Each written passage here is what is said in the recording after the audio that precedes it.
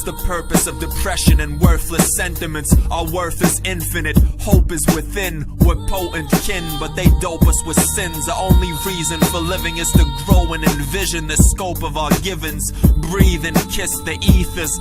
Kindred, we're so limitless. I read this for Ithra like I'm speaking the Gita. Kama from Nila, Rama and Sita. That's the basis of hoping, like sand paintings from Hopis, the Tibetan monks. I flick each mala bead from the blessed stump of a tree. Reach the bliss of Tara's being. Leave Mara's regions and Samsara's demons. Samskara breeds karma, but I'm Harik teachings from Jaws Rastas free me. I'm a beacon to the needy like Pratyahara from Kalachakra Tantra. Om Shanti is my mantra. Alright, shalom. Exodus 33 verse 20 says, "You are not able to see my face, for no human being can see me and live." And so we're trying to get the true understanding to this. Also in 1 John chapter 4, it says no man could see God. No man has ever seen God. And it says the same in St. John about only Christ has seen him. And the reason being is because I could never understand this until I had this experience for myself. And so what is the meaning that no man can see God and live? As a 13th century Sufi Muslim said, that only God sees God. Let me repeat, only God sees God. No human being can see God. It's like a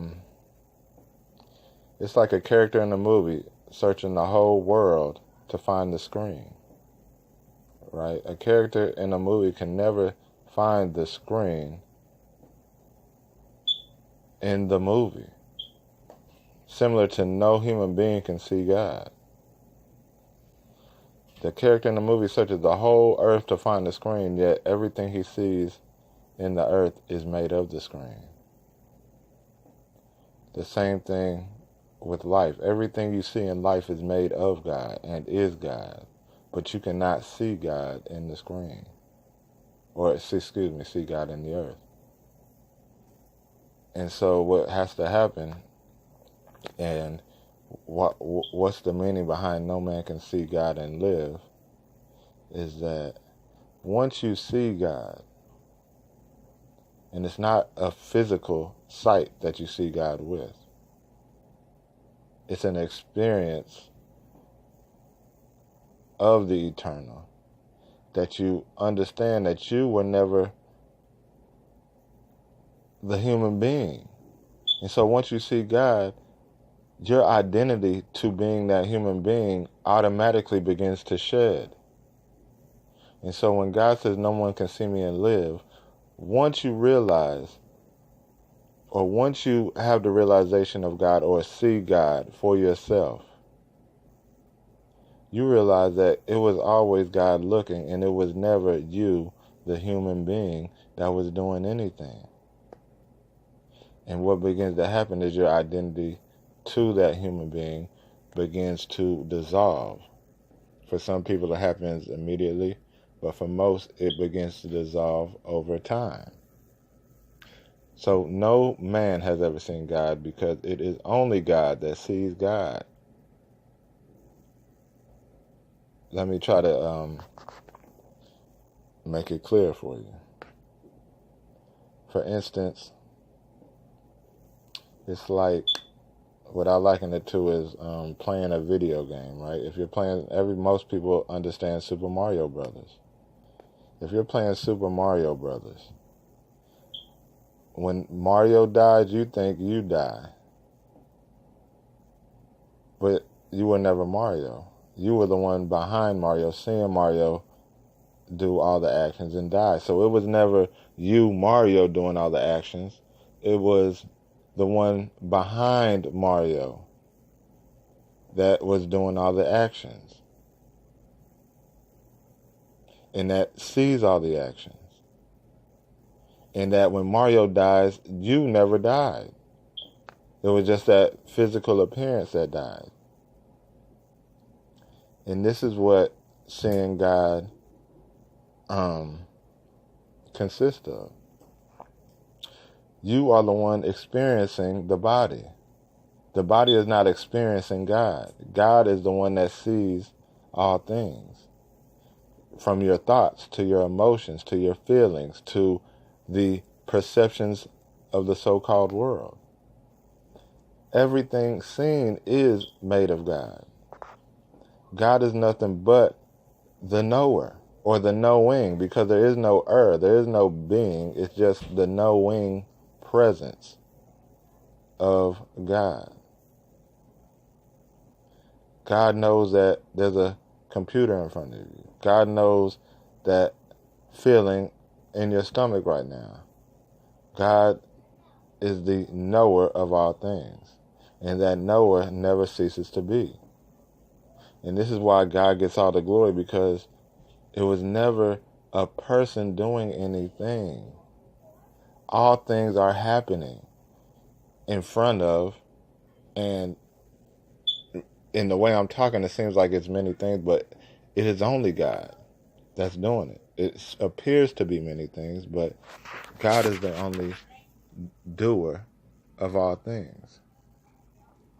And so when we see the term, no man has seen God, because no man can ever see God. God is the only seer to see.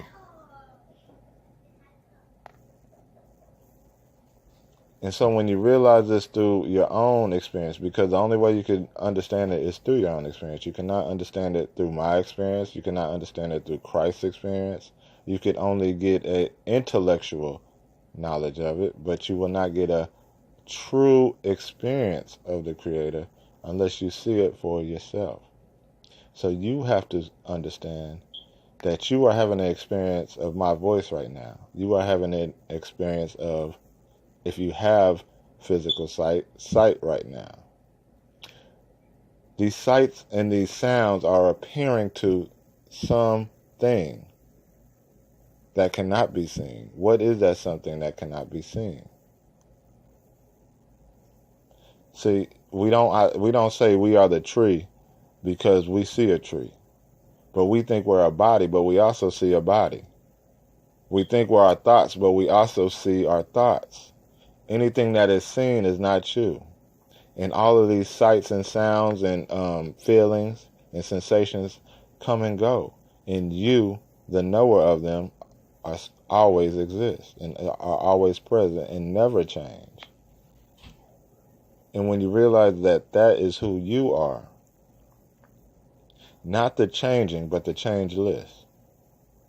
Not the things in time, but the timeless. The timeless knower. When you understand that you're the knower, your identification with the one known, meaning the body, begins to fall away. And this is the meaning behind no man can see God and live, because the identification with that human being begins to dissolve once you see God face to face.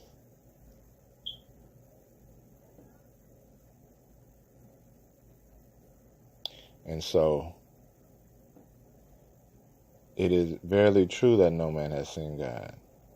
Because even when you see God, you're not seeing something like you see, because God is not an object like all the objects you see. And when I say objects, I mean if you see a tree or even a thought, it has boundaries. Thoughts have boundaries. They appear. You can see sometimes shapes. You can see words, or you see, images. And they have boundaries, and they have a span, and then they disappear. All objective things have boundaries and are limited or finite, but the one who sees is infinite, and you can't find boundaries around the seer. And ever present, always present. And so when you begin to identify with that which is always present, and not the thing that that is experienced, the thing that experienced becomes porous or light. It no longer has them strongholds that it once held, and it begins to fade. And this is the understanding behind this verse, and the verses that are similar to it in the scriptures. So with that, I'll end it there.